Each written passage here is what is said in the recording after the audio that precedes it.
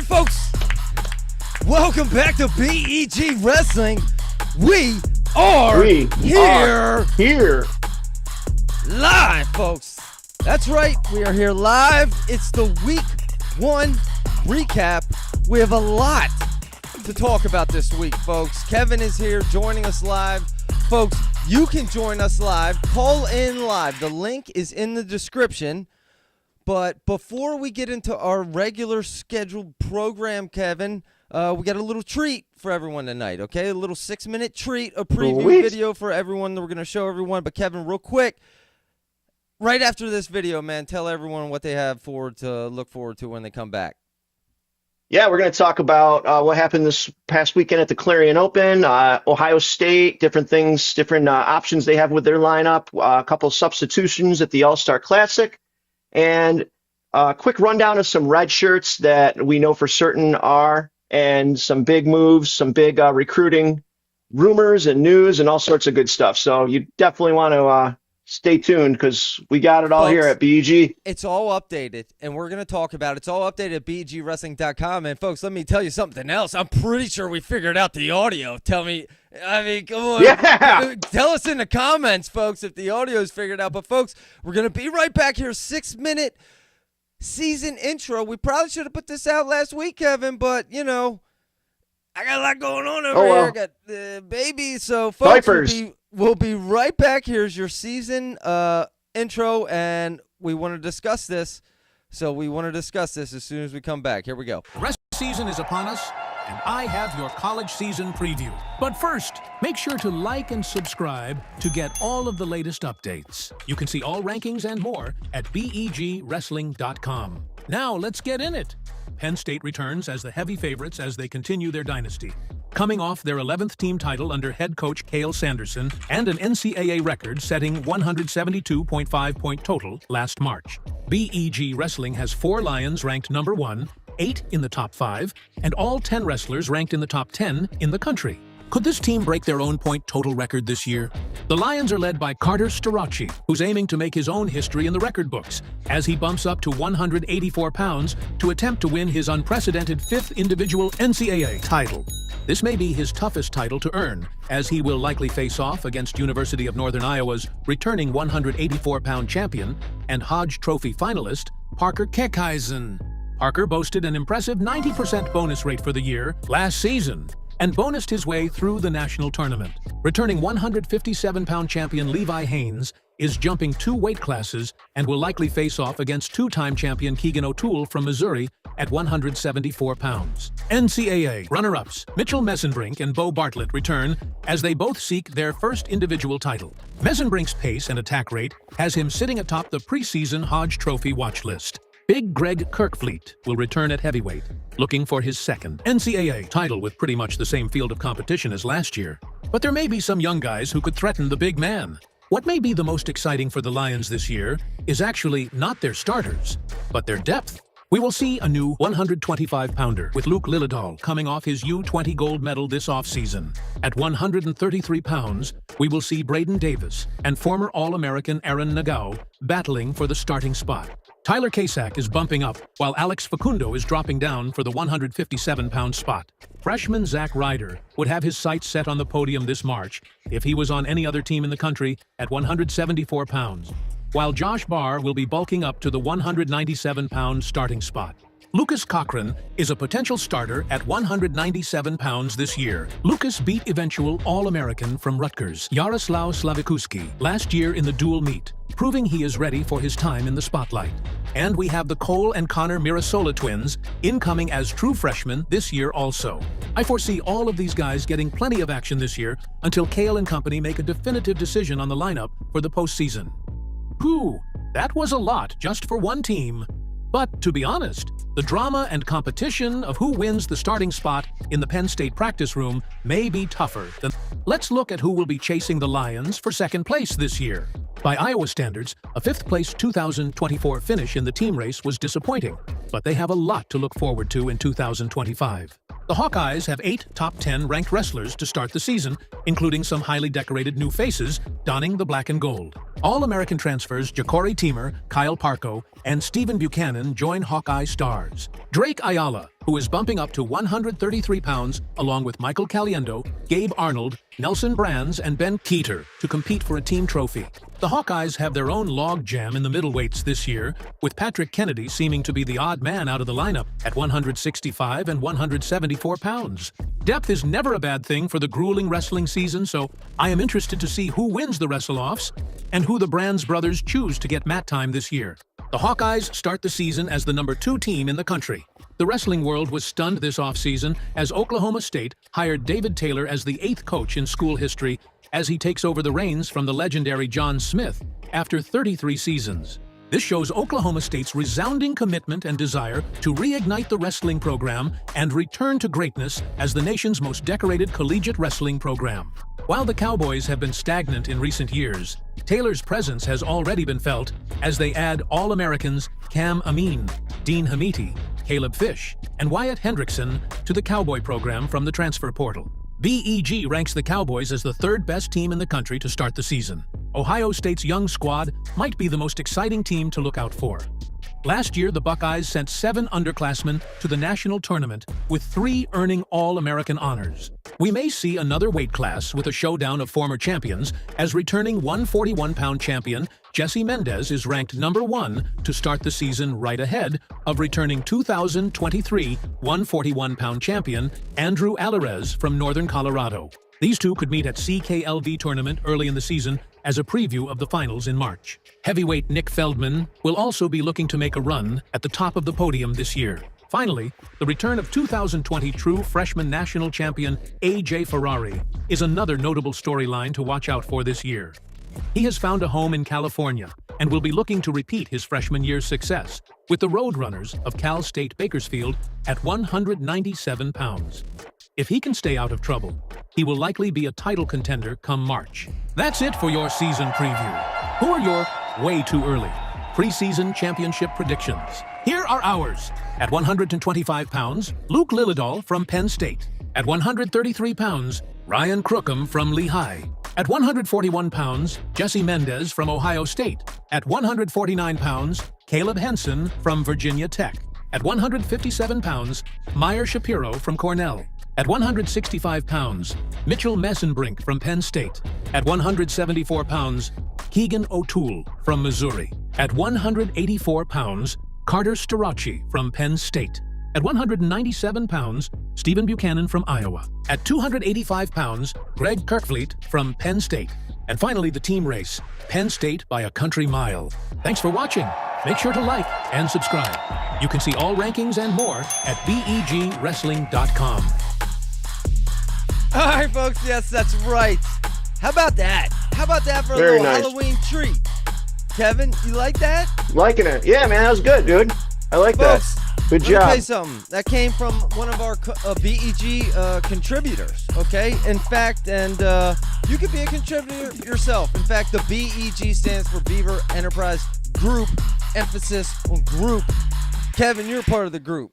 We got a lot of Absolutely. people who are part of the group now. So, folks, that video will be posted separately tomorrow at some point. But before we get into Kevin's regular, rankings or updates this week, I just got to say, folks, I got to give my own update real quick because I'm wearing the shirt, and I got to say it, baby. Save Campbell Wrestling. Hold up, because I think we did it.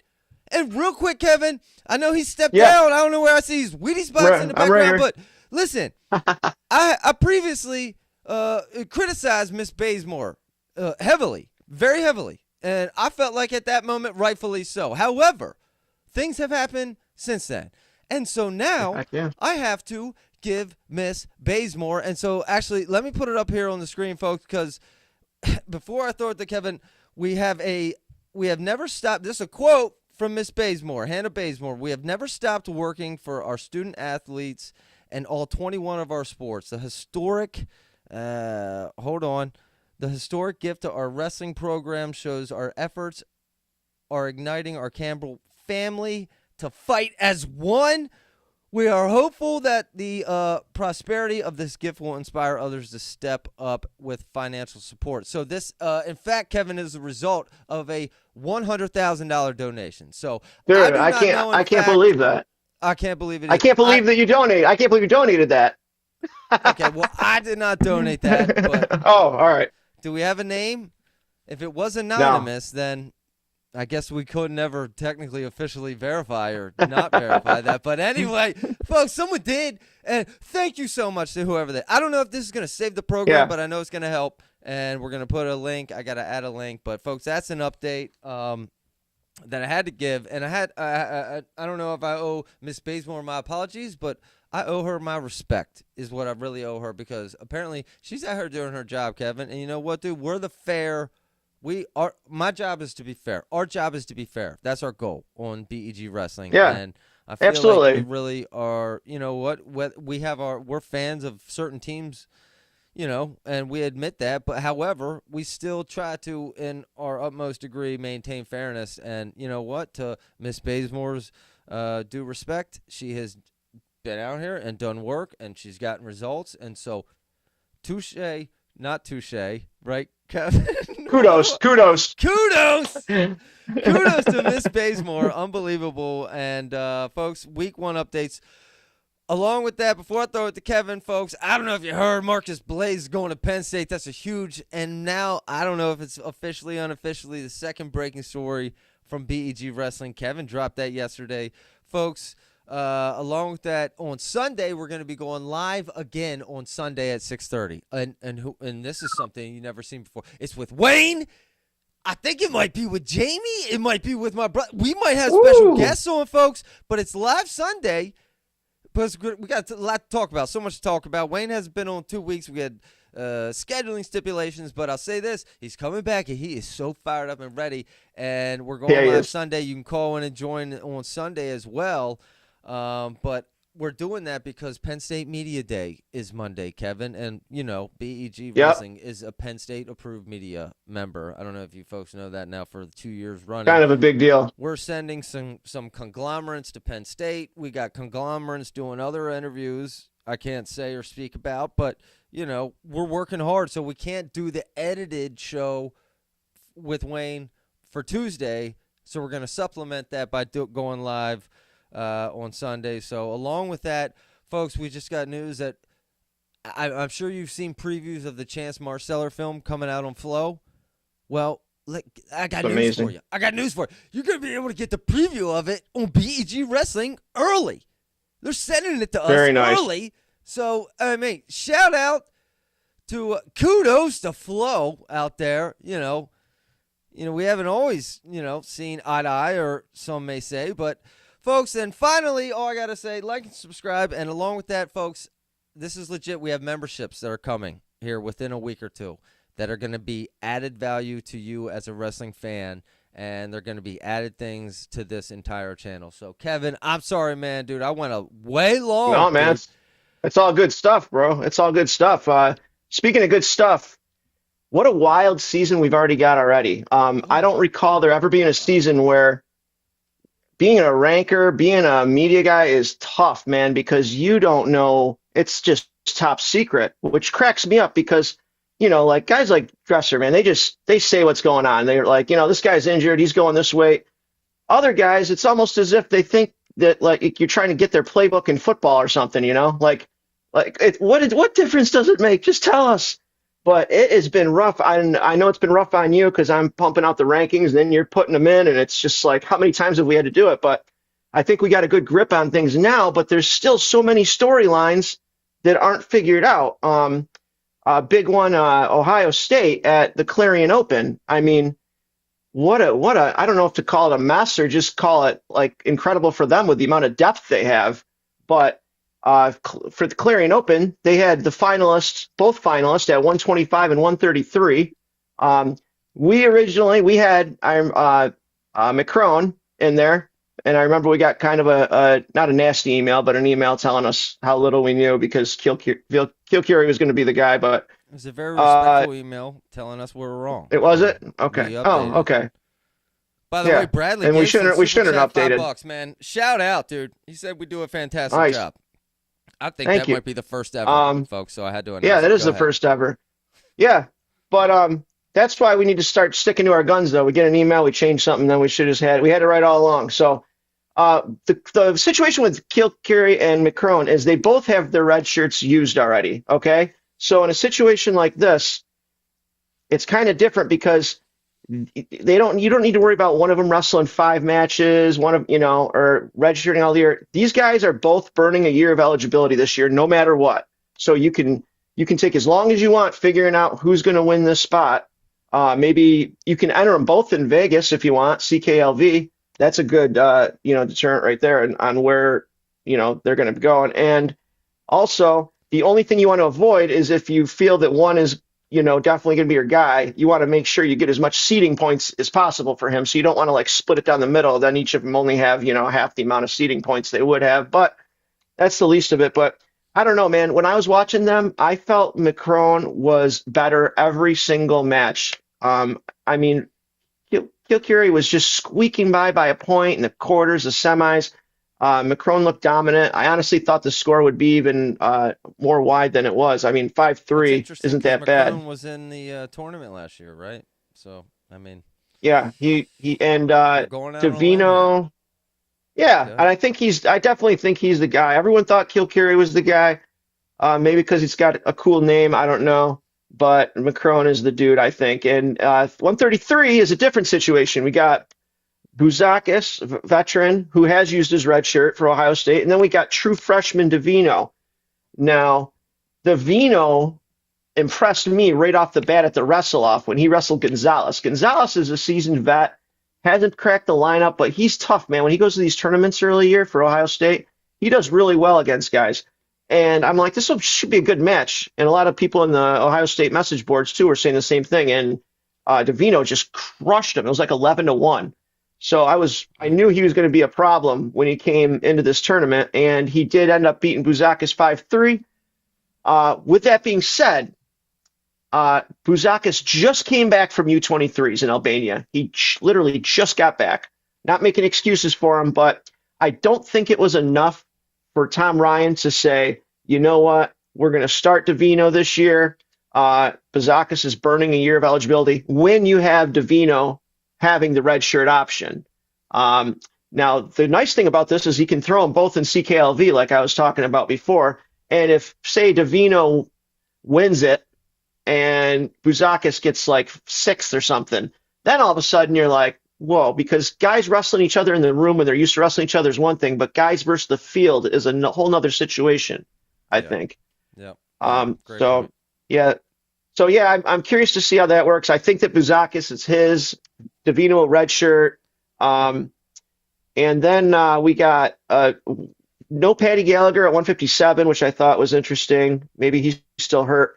At 65, Hepner and Burden. Hepner is a vet there. Burden is a true freshman. They wrestled off, and the match was extremely close. Burden ended up losing in tiebreaker. He made a critical error at the end. He ended up choosing he took choice or something, and where you're supposed to defer it, so you can choose neutral if you want and double tiebreaker. He lost. So then I'm thinking to myself, man, these guys are Sasso's going to have trouble with him if he ever comes back. And I was all up on Burden taking this spot, to be honest with you, until I saw him wrestle Brignola from Lehigh, who moved up from 157 to 65. And he just pounded him, tech-falled him. And then I was just like, what? So now I'm looking there going, I don't know, maybe Hepner's the starter. And to be honest with you, Zach, I know we talked about this earlier a little bit. How do you feel about Sammy Sasso actually coming back? The rumor is that Tom Ryan said that he hasn't even wrestled live yet, and we're in November. He has not wrestled live yet. Yeah, Kevin, and we did talk about that, and we were very optimistic on Sasso and hopeful, but as this season has now we're into the season, and now we have to be realistic, and the facts are he's not out there in real time, so we try to stay realistic in real time. So we dropped him. Yeah. But our Yeah. hopes are still out there for you, Sammy. But yeah, on that note, there apparently is another Sasso in town. I don't know if Wayne wants to call in, but my goodness. Yeah. Wayne should call in and talk about him because he was on a roll too, man. With Sasso, there's nothing we'd want more than for him to come back. He's two-time finalist, and everything was lining up real good for him last year had he been able to come back. So us dropping him from the rankings are just, listen, realistic. There's no bias here. It's just what we think. When he starts wrestling live and he gets on the mat, that's going to change, Then we'll put him back in. And if we see him, right on. But you got to show it. So then we got, we're almost done with this Ohio State mess. So then you got returning NCAA finalist Rocco Welsh, true sophomore now, who is supposed to wrestle Levi Haynes at the All-Star Classic. And all of a sudden, out of the blue, we see him at 184. And it's like, what? And people are saying, maybe he wasn't down to weight yet and he's just testing out. No, that's garbage. That doesn't happen. Like it just doesn't happen. You make weight like a professional, like you are. You don't, and if you don't make weight, the coach isn't like, just go up to 84. It just doesn't happen like that. So then you're wondering, okay, I'm thinking to myself, he's not going to be wrestling in the All-Star Classic then. He did, by the way, he did awesome at 84. He ended up winning the tournament, having a tough final, and pretty much dominating that. But didn't he get second last year? Yeah, he lost to Strachey 2-0 in the final. Second last year, dude. I know. As I was researching that video, I'm like, where is he? Yeah. And now he's gone. Yes. So, well, the thing is they really want to put Carson Karchla back in the lineup. He's an All-American. His days at 165 are over with. He's at the 74 slot. Now, I'm not saying that they're doing this solely because of that, because you go with the hot hand. You got an NCAA finalist, you go with the hot hand. What I think is happening is they're looking at this going, all right, it'd be great to have Karchla in, because if not, we're going to burn a season and he's done. Okay. With Welsh, what is in Welsh's best interest? Now, think about this. If he's to redshirt this year, which I think that's what we're going to go with, he could go 84 next year, and there's no, there's no Strachey, there's no Parker Keckheisen, there's no Plot, there's no Foca, there's a ton of people just gone, and boom, clear out. Plus, you get a little bit more weight on you, get comfortable with the 184. Even if he was to go 74 again, O'Toole's gone, Hamidi will be gone. I'm not saying that he can't beat these guys. I'm just saying that they're gone. It is what it is. They're gone. You'd have Levi Haynes still there, unless he jumps up 2 more weight classes to 197. Without losing a year? Yeah, he's got a red shirt. Okay, Rocco Welsh. Yes, so it makes sense, right? Sense. That's a no-brainer to me, dude. It's like the cards that AJ's been playing. I mean, AJ could actually become AJ Ferrari. Actually become a 4-time champion. He played his cards perfectly. He avoided Brooks. It's unbelievable.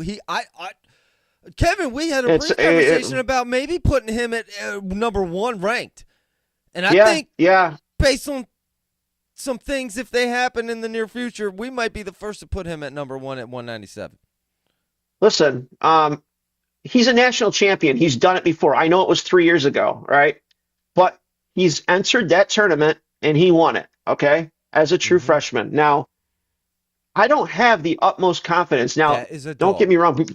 Buchanan looked great against Munoz. I mean, I thought he was dead in that second period. I'm like, oh, he's gassed. And he's a tough dude, man. He's a tough cookie. He just kept going with it. And you know how I feel about Cardenas, but I just don't know, man. I'm not looking at either of those guys going, Ferrari can't beat them. Well, no let way. me say this, Kevin. I've talked to some deep insiders, man, who were high on Trey Munoz there. So I'm just going to tell you right. I know he just lost to Buchanan, folks, but I'm just telling you right now, if you go watch that match again, and I'll pull up the 197 rankings because I can do that in real time, folks, and you can do so yourself at BEG Wrestling. It's incredible, Kevin. It's incredible. We update these weekly, dude. So up there we have Munoz currently at number 5. I think reevaluate that possibly here after this week, even though he had that loss to Buchanan. But go ahead, Kevin. If you want to go back, finish Ohio State and go back to that, man. I'm sorry. Oh no, no, that's good actually. I mean, because dude, that's good. That's pretty much everything with Ohio State. Their lineup is just now. It's not a problem because it just shows that they have a lot of depth. You know what I mean? But it's just interesting to see how that's going to lead. I'll tell you what I'm looking forward to more than anything. CKLV this year, because there's no other tournament like it besides NCAA's, and that was proven last year when these guys got beat up there to the point where I was worried that teams were just going to not show up this year because guys were getting hammered on. Some of them weren't the same afterwards.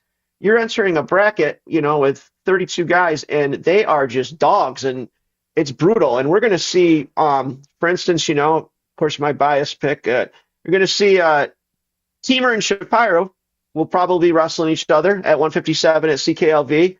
And you think about all the teams going there, it's just going to be a madhouse. You're going to have, on average, there's about 8 out of the top 12 guys in every single weight at CKLV. So that is going to be incredible. I'm really looking forward to that.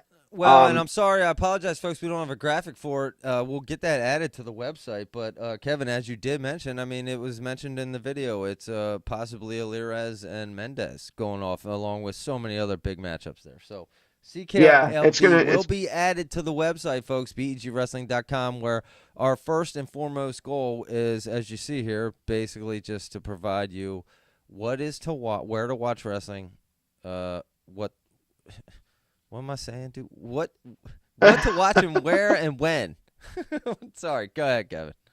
No, you're good, man. Yeah, listen, that's a big tournament. You win that, you got serious rankings on just about anybody, and only the toughest of the tough go there. Now, with that being said, I know Penn State and Iowa don't go to it, but just know this: everyone else that's good besides those two teams are there. Now, another thing, I know we briefly talked about the All-Star Classic. What's interesting is, at heavyweight, we originally had Kirk Fleet, and he was going against Feldman. And then, unfortunately, Kirk Fleet could not, be there for whatever reason. So they put in Batista, and then he ends up dropping out. So we only got Campbell in the house, which is going to be awesome because they split the season series last year. Yeah. Hopefully, we can keep. And then, we were talking about Rocco Welsh.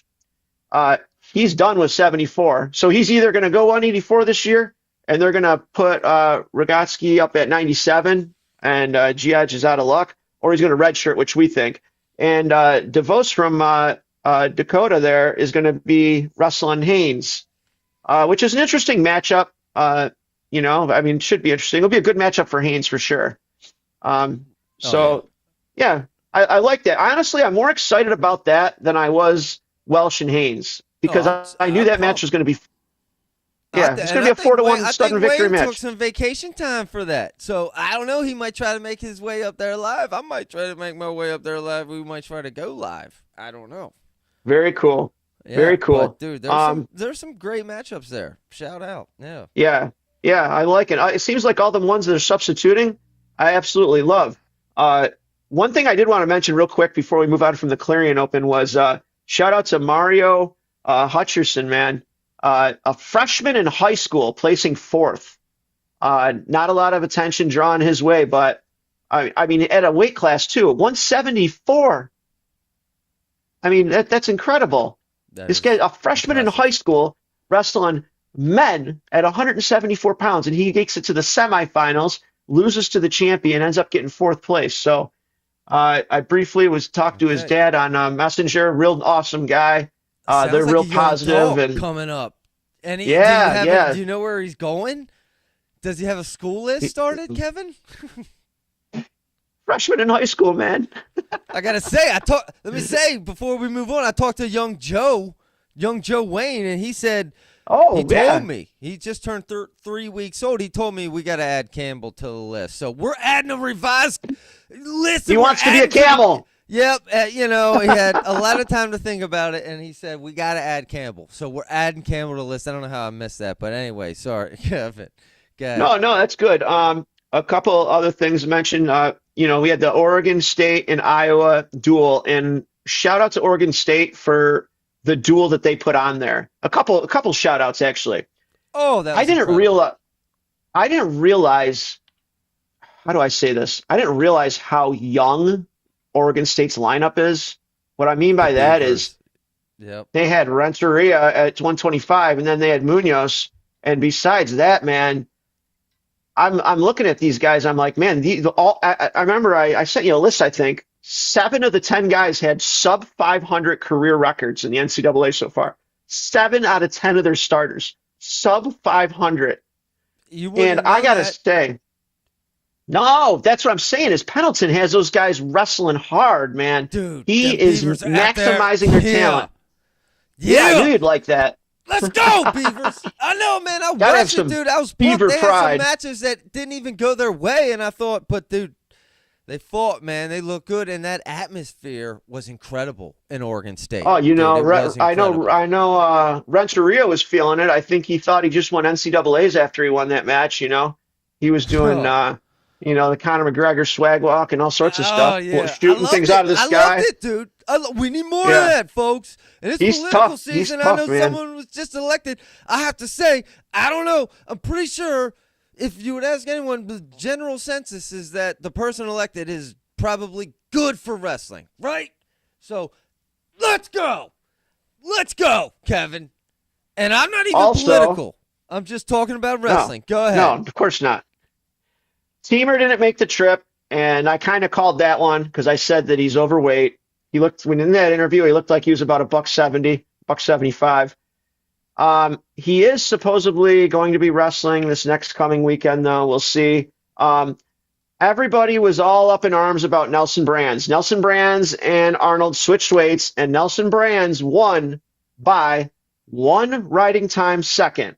And it wasn't like he got to the minute and he let the guy up. The guy was fighting to get out. He got the minute, and then the guy got out. That is what he won by. Now, you got to understand who Nelson Brands is as a wrestler. First of all, it's shocking to me that this is like his 7th year, right? And he's like 43-19 or something. His career, it's like his 7th year. And when you look at I looked through his bonuses. I'm like, who has Nelson Brands ever bonused? It was unbelievable. He has had 4 bonus wins in his career. 4. And all four of them were by 8 points. Exactly 8 points. Shut up. Yeah, I kid you not, Has man. Has he ever pinned anybody? No. Pinned? Nuh-uh. He hasn't pinned. I mean, I don't know in his life, but he has not pinned another Division I wrestler. Shut the front it's door, crazy, dude. That is wild. Dude, I'm telling Kevin, you. You're the stat man. That's why you drop wild stats. That's insane. That's the wildest stat I heard. Zach, 2023, he was an All-American, right? He was an All-American. Guess what his bonus rate was? 4%. 4. He was 15-8. 4%. So let's flip this back to your original point, though, Kevin. So the fact that he's one out now, spotting up. Now let's talk about who he's beat out now. Due to this style, which, folks, the style is conducive to, it brings everyone to Central, right? Pretty much. Am I saying that right? Yeah. I mean, we don't even supposedly. Go ahead. Supposedly Iowa hasn't had wrestle-offs. Supposedly they have not wrestled off. I don't know what to think about that. Now, Gabe Arnold looked like the man against Oregon State. He looked great. I would say him and Caliendo by far looked the best in that dual meet. They looked like they were just on point, man. Now, it's just that you got to realize, like, I felt kind of bad. People were like booing and stuff. Nelson Brands. It's like, dude, this is who Nelson Brands is, man. And he's a funny dude, by the way. If he's a good follow on social media, but I'm rooting for Nelson Brands. People were booing him. Yeah, this is who he is. This is who he is, man. Because I'll say this too: he also does not allow guys to score many points on him at all. I remember when I watched him and it was him and Chris Foca the year that Nelson Brands All-American 2023. Foca beat him 7-2. That was like a blowout for Nelson Brands. Like, he doesn't give up 7 points ever. I mean, he only lost to Starachi 2-1 that year. 2-1. He's a tough dude to score on, man. So that's just who Nelson Brands is. If anything, It's his first match in over a year because he was suspended last year. And you know what, dude? The guy, you don't wrestle for that long. That first one, man, you get those lungs working. It's easy to sit back as a fan and be like, oh, but go on the mat. It's something else. He got the win. That's all that matters. Well, Kevin, you said he has a style, man. And, that his style is, it's translated to pretty much a lot of success. But Bradley Gibson here in the comments says they've been using the soldier salute as their wrestle-offs in reference to Iowa. Yeah, that's true. Yep, that's true. You remember that wrestle-off at 197 last year? Yeah. So on the same kind of point with that was Ryder Block, 141. This kid did not wrestle at all last year. It's his first college match ever. He goes out there, and he was dead to rights, man. And he went out there and he got it. He got the. You know what? Good for him. Don't rag on him. He'll be fine. It's his first college match ever. Yeah, that's what I'm gonna say. Listen. That'll probably be his worst match. That'll be his worst match, folks. That first one, and on the road in that kind of environment with beavers, with angry beavers. You see me angry, Kevin? Can you imagine a crowd full of me around you? Oh my goodness! I just can't even imagine the intensity. He still persevered. Yeah. So yeah, there's not to bounce back and forth, but one thing that kind of surprised me, Zach. If I want to just run through a few upsets real quick. Go ahead. Luke Stanich, man. Supposedly loves eating food. 125-pounder All-American last year for Lehigh, was up at 141. And he makes it to the finals, man. He beats Sergio Lemley from Michigan in a double tiebreaker match there. He beats him. He got handled by Mendez in the finals, but there was definitely a size difference there. But I was shocked to see him beat Sergio Lemley. In the semis. That was a huge win for him, and he looked good. He's redshirting this year, Stanich is. Another upsets, we had, this is the thing that puzzles me. Anthony Noto, it's his senior year. Now, Anthony Noto's from down the street from where I live. Senior year, he's gotten third and fourth the last 2 years. So you move up to 133? You can't just make the weight one more year, man? Because he could be a NCAA champion at 125. He only lost to Figs at NCAAs last year by a point. He moves up to 133. He wrestles a guy from Army who he tech-falled last year, and he loses in sudden victory to him. Now, I know that when you go through Noto's wrestle stat, he doesn't lose a lot. I think he's lost like 9 times in his career, right? But he always drops a really ugly match in November and December. Every year he drops. He lost to Sotelo from Harvard last year. Every year this happens, so I'm not surprised. But if I'm him, and I'm not saying I'm not trying to be unhealthy here, but dude, you've made 125 your whole career. One more year, man. It's your senior year. Make the weight, because you could be an NCAA champ possibly. So you're saying suck it up a little bit. Just do it, man. I mean, I understand why Munoz went up, because everyone's going 184, but Munoz definitely gave up some size. But and then what do you want to? Do you want me to run through a couple more upsets, or do you want to go to something else? What do you want to do? I literally have this studio upgraded. I've never been more comfortable. I could sit here for 2 hours. You want to go 2.5? You want to go 3 hours? I can go 3 hours live. I don't know if the wife would like that, but what the heck? Why not, right? You got kids. I got kids. My goodness. This is like a break for us. Whatever you go to, I will get it on the screen, my man. The best, one of the best stories that's coming out here, and a story that everyone can go with, is the Terrell Bearclaw story. Now, this is a guy who is never cracking the Penn State lineup. However, when it called upon, he did whatever was asked of him, and he did it with grace, and he did it with toughness. Now, this is a guy that was certified at 157 last year, and he was asked to wrestle not only 165, but sometimes 174. One time against national champion Shane Griffith. Lost by a point. Almost beat him.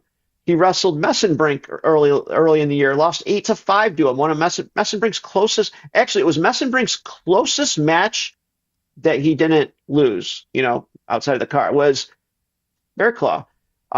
You go back even 2 years ago, he lost to Levi Haynes 2-1. He's someone that's been very, very rugged. Now, if you're a Penn State fan, you can see all the Penn State fans are rooting for him, because they know that he put in his time there. He wasn't going to crack the lineup. He had to go. He had to go see what he could do, right? Because he's going to be on that podium. Right. And if you're just a fan of you're not a Penn State hater, I guess, you're going to like him because he went to Utah. He's going to Utah Valley, and how unthreatening is Utah Valley as far as I know, man. Can we talk about that? Like, why is he not at a big school, dude? How because that's him, happen? Man. Are you surprised though? His demeanor and everything. He's just a Utah Valley guy, man. And he's just so you want to root for someone for Utah Valley. Now, if you're a Penn State hater, you're still okay to root for this guy because he left Penn State, and you would want nothing more than for him to somehow Messenbrink gets injured or loses in the NCAAs and Bear Claw ends up winning, and you're just laughing at Penn State. You let the national champ go. That's a real possibility, Kevin. That is actually I don't want that to happen. Very real possibility. Bear Claw could come back and win this if anything happens to Messenbrink. And we just saw we had an unexpected loss out of Messenbrink in freestyle. So I'm telling you, anything could happen. Wouldn't that be karma, maybe? I don't know. So my point being, though, is no matter who you are, you should be rooting for this guy, whether you're a Penn State fan or if you're a Penn State hater, or if you're just not a Penn State fan or a Penn State hater like us, So yeah, I'm really looking forward to seeing. And last week or something that was my underdog of the year, right? Didn't I say that? I'm pretty sure I said that. You did. You've been real high on Bear Claw. I mean, and now listen. I don't want everyone to hate me for what I'm about to say because I just talked about, everybody's on the Bear Claw train, but I don't want anyone to get too excited about the Hunter Garvin win, and let me explain why. It's a great win, okay? This is an All-American. However, when you look at Hunter Garvin's year last year, I want you to understand that this is a guy that got tech-falled by Julian Ramirez last year at the early season. He is not what you would call a very good early season guy. Not only, and the fun doesn't stop there either. Looking at Hunter Garvin's year last year, let's see here. We got tech followed by Julian Ramirez, and then he lost to who the heck is that? Justin McCoy from Virginia, 12-3. He got pinned by, this can't be him. Is this really him? Yes, it is. Wow. He got pinned by a guy that's an NAIA guy. He lost. NAIA. Yeah, I don't even know who these guys. Wow. He lost to Oklahoma State's third string guy, 7-3. He lost. When you look at him from November to December, he had some horrendous losses. Some of the worst in Division I. Well, his girlfriend might have just broke up with him, Kevin, and now he's back in the right place. So, bang, let's go, dude. You've been talking to Shane Sparks too much. What?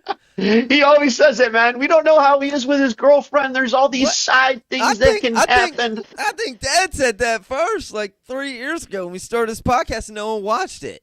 Maybe Sparks watched it 3 years ago and stole it from him. I don't know. I'm pretty sure he said that. Now it's all from him.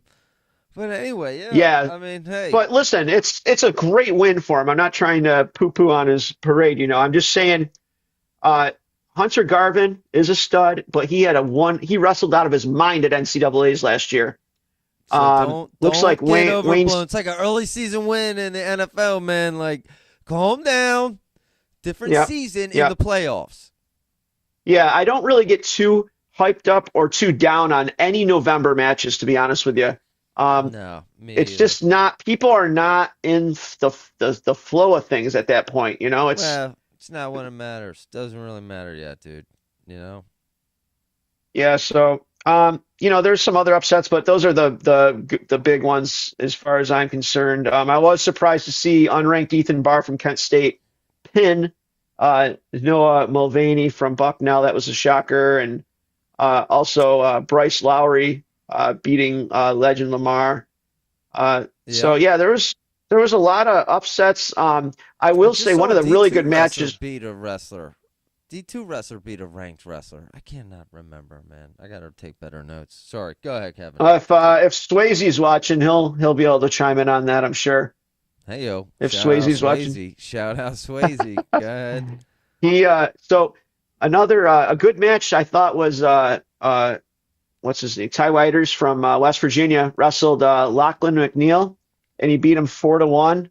Ooh, and let's go. I thought that was a good sign for Lachlan McNeil, because I always wonder how these guys are going to be when they move up a weight class like he did, What weight and is apparently that, 149. Yep, go ahead. I just wanted to bring it up. Go ahead. Yeah, so that's pretty sweet. And also Ty Whalen's looking like a beast at for Princeton as well, just like we thought he would. So let's get to some. You want to get to some recruiting stuff here, or what? Yeah, let's talk recruiting, because I think you have a couple updates, okay, cool. Man. Yeah, so big news, man. Marcus Blaze. Now, it really was coming down to Penn State, Ohio State, Oklahoma State. But unfortunately, a lot I don't of people have a are graphic saying, for this, folks. But talk about it, Kevin. Marcus Blaze. Yeah, so a lot of people are thinking that he was training with Ohio State this whole time. A lot of people are like, well, you know what?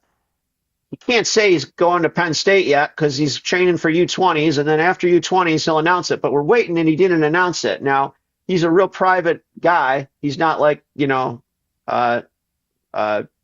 Bassett there, where he's, announcing every single week.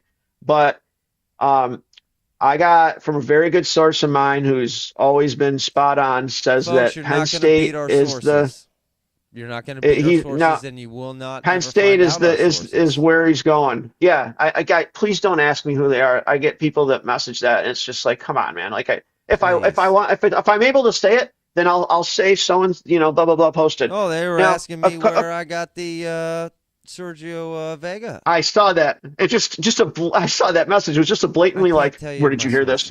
Where did you hear this? Now, of course, there's a couple of people that are like, this isn't etched in stone, da da da. And I'm like, listen, nothing's etched in stone, man. You could be wrestling on a team and leave apparently the next day and go over. However, this is as of right now, Marcus Blaze is going to Penn State.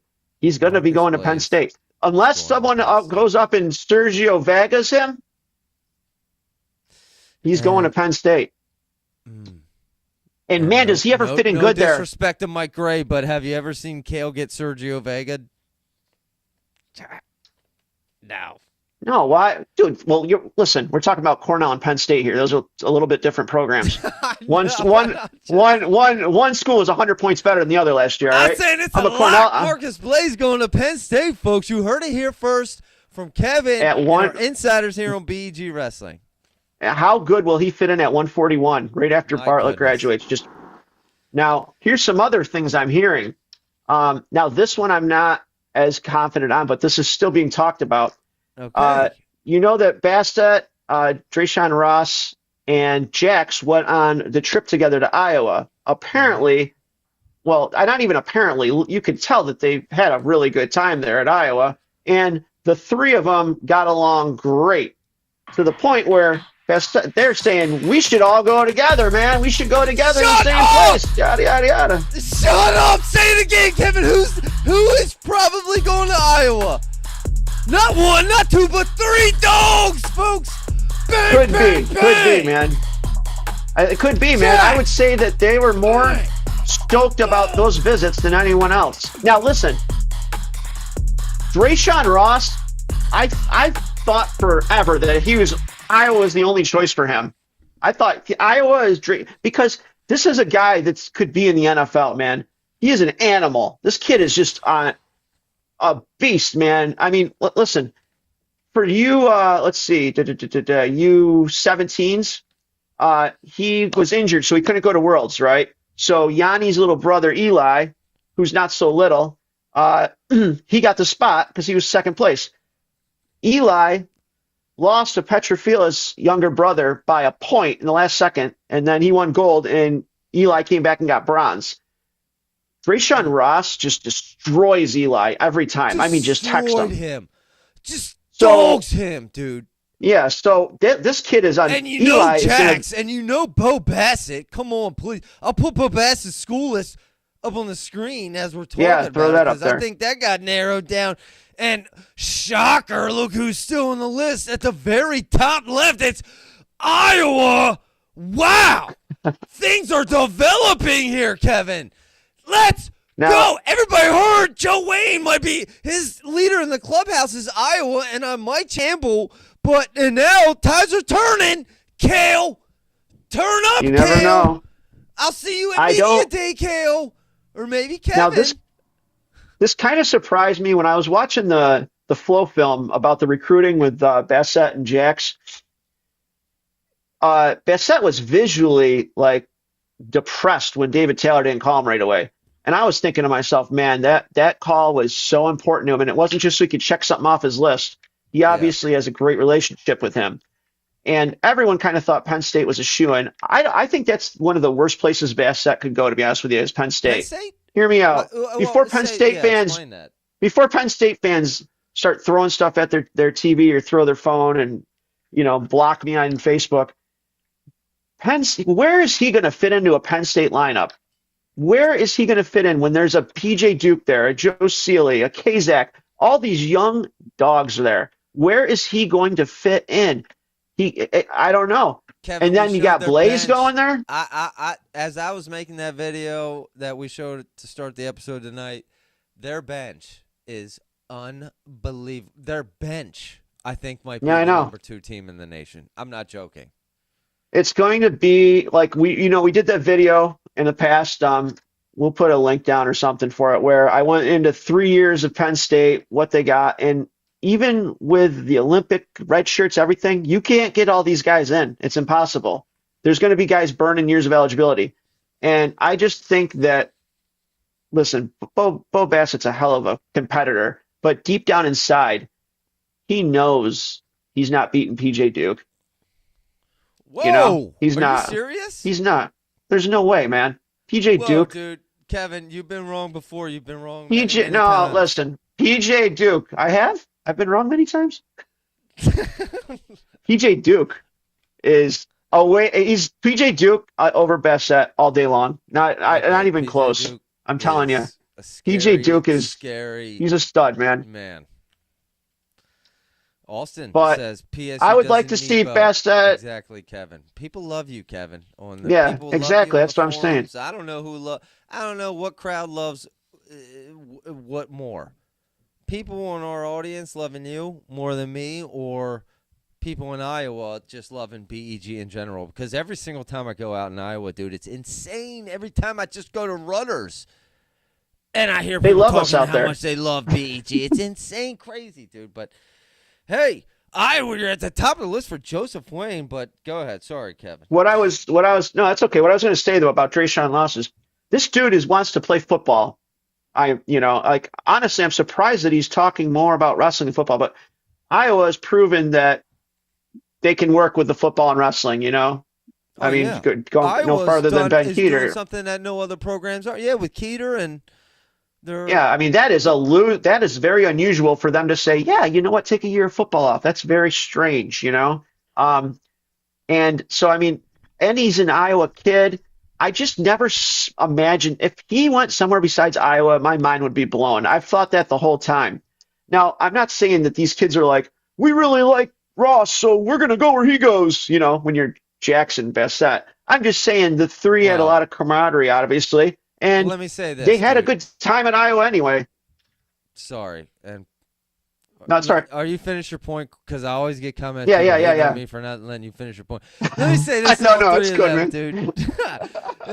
Drayson and Jackson Bo. Listen, first of all, if you're out there about to make decisions of your future on friendships, please throw that out the window. Or girlfriends.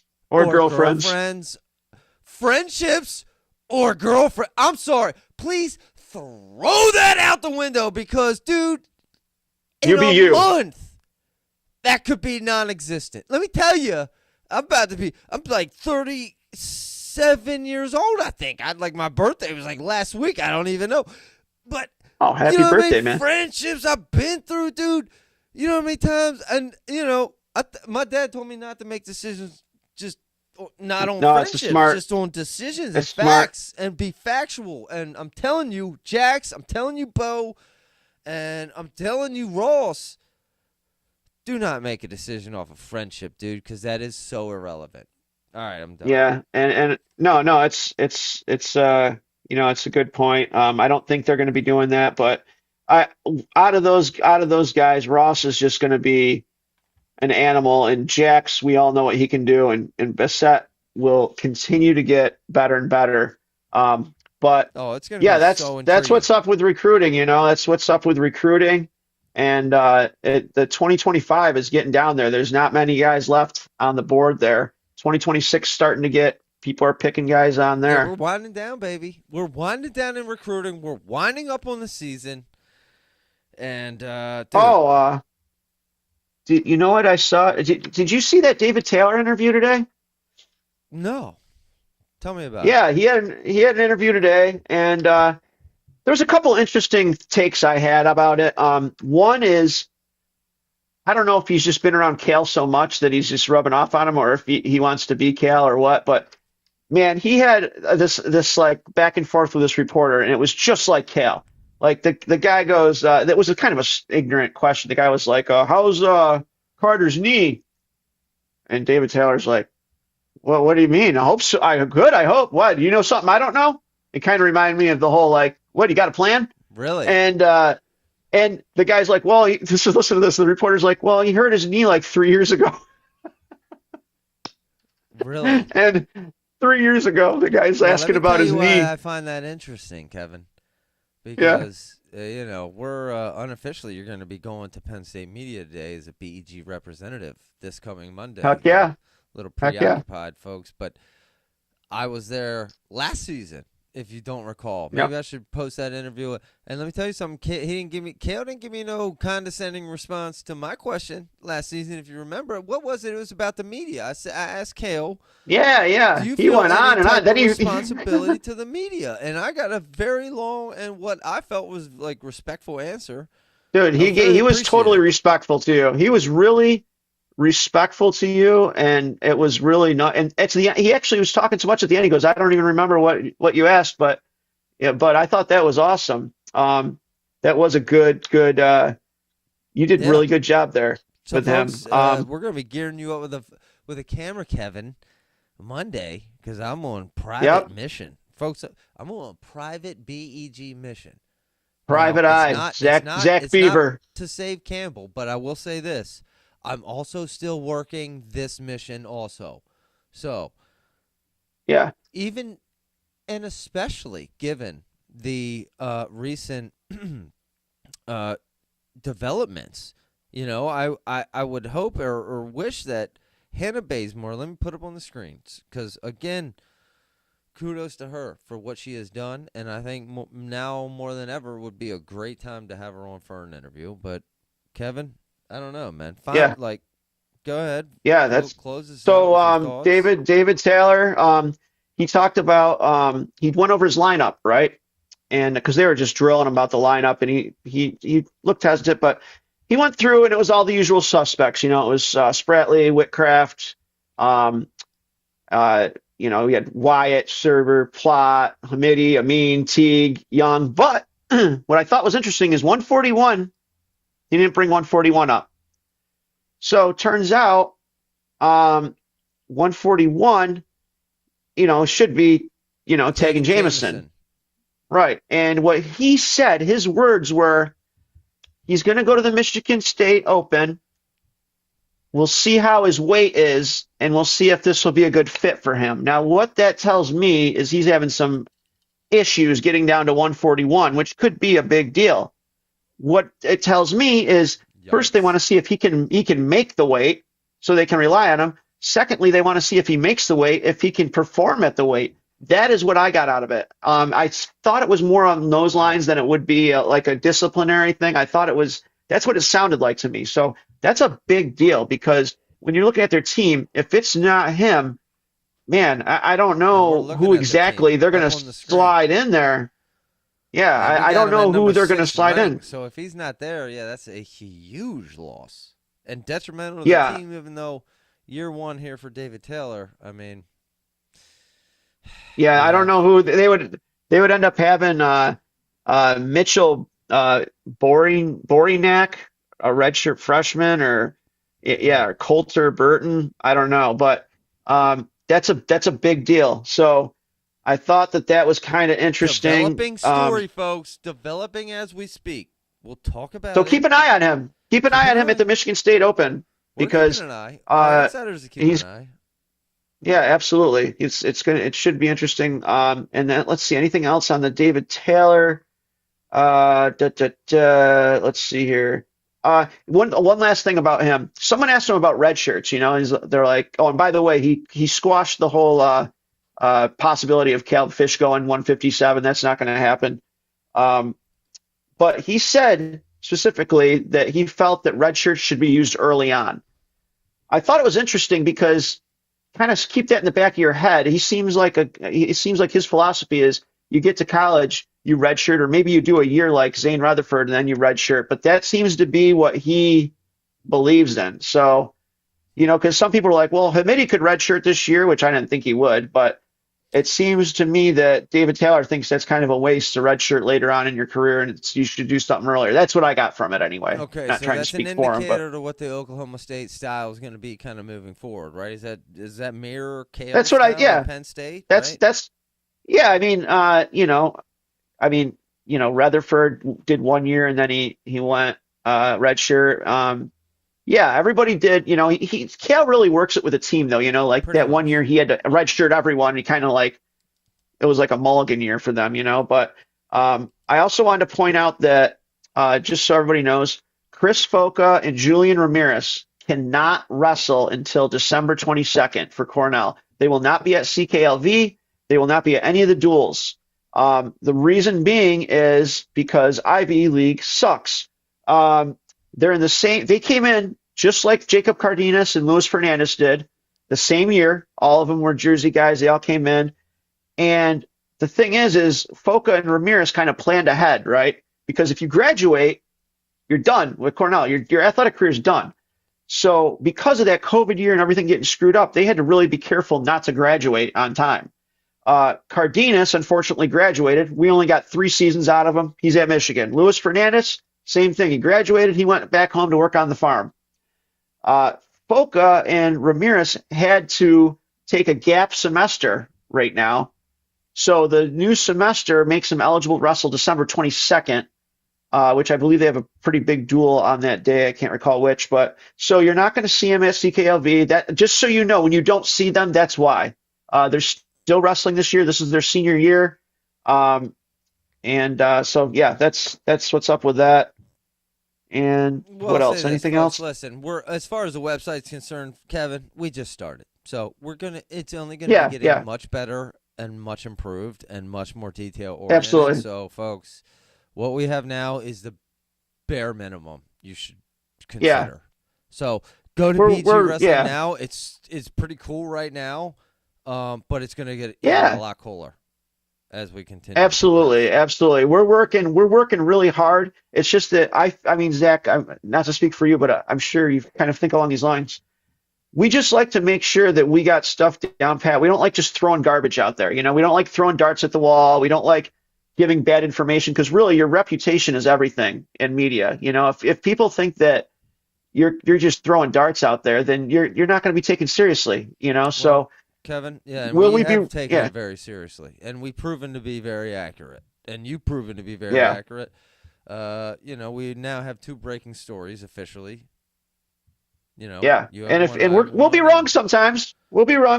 But we'd like to just keep it going, man. Maybe not. We're not. Yeah. You never know. You never know. But I mean, come on, dude. If we drop it, it's pretty serious, folks. If we drop it, I'll say that, dude. Yeah, I would challenge to see anything that was kind of crappy that we dropped. Now, listen, I still want to be right on this Facundo thing. I'm still feeling strong about it, man. Yeah, so we're the only ones. Facundo. We're on an island. Yeah, I'll put it up. And, folks, that's been the final bridge that we're standing on is Facundo at 157, right? That's it. Yep. We've been right on, that. That's not the right expression. We were right on an island. We're on an island. We're out on an island. Dude, I just did the same thing, man. I was like, we're standing on it, and I couldn't think of what to say. But you know what? We're not on an island now, dude, Kevin. Final thoughts, because political season, election season's over, folks. It's over, and wrestling season is here. And dude, we got fireworks and dynamite. Kevin, wrap us up, man. Final thoughts. Yeah, man. Listen, check out the Journeyman Classic. That's where last year, Crookham beat Vito at that tournament last year. There's a ton of good teams going. You're going to want to check out the Journeyman Classic, Michigan State Open. We got the Bill Farrell this weekend. Got some young high school guys in there. Check that out. There's wrestling all weekend on Flow. Check it out, man. And check out BEG on Sunday, live, right? That's right, baby. And look, I just checked out, you talked about the Journeyman Classic. I clicked the link on BEG Wrestling. It took me directly to the journeymanwrestling.com Ain't website. that convenient? Because, listen, isn't that convenient? Because, folks, we're out here to promote any and all wrestling. That's why we're one-stop shop. BEG Group. Thank you. Kevin, thank you for your work, man. Folks, we have so much more to come. I mentioned memberships. Please like and subscribe because we're doing a lot of work, Kevin, me and you, and Dad, and you know, producer Jamie out there. She's doing a lot of work. We're doing a lot of work right now, and it's worth it. Yep. And yes, it is going to be worth it because we're building something that's going to eventually pay off, folks. It's going to pay off for you, and for us, for everybody in the wrestling community. Kevin, it's week 2, man. Yeah, let's dive into it. Let's roll, man. One thing I just like to say real quick is, my dad brought this up. My dad was going in the BG Facebook and stuff, and he goes, man, I got to say, my dad's been on all sorts of forums and stuff. He goes, I don't know how you guys got the people you got there. He goes, everyone's just cool. He goes, everyone's just nice. They give their opinions. Nobody craps on someone for giving their opinion. They debate, and they're respectful. Dude, we're so lucky. We're so lucky, the people we got. So thank you. Disrespect. You bring strong opinions, but you bring them respectfully. And fairly. That's pretty much our rules. So, but we're lucky. Thank you, everybody, for following us. Yes, thank you, everyone. Like and subscribe. Thank you, Kevin. And folks, thanks, Zach. We'll be back on Sunday. We're going to be back on Sunday at 6:30 live again. So, and the short at the beginning of the episode will be posted tomorrow, folks. So there's so much going on right now. We're just having a hard time. Check out Team Points. Check out Team Points this weekend. NCAA Team Points. We'll get that up. We're gonna get that posted. Yep, we're gonna add that to the website. So, folks, thanks again. Tune in 2 days. Tune in 2 days because we're going live again. And we had no call-ins. And you need to call in because the link's in the description. And comment. Let's go, Kevin. We'll bring it back again. We're out of here. Let's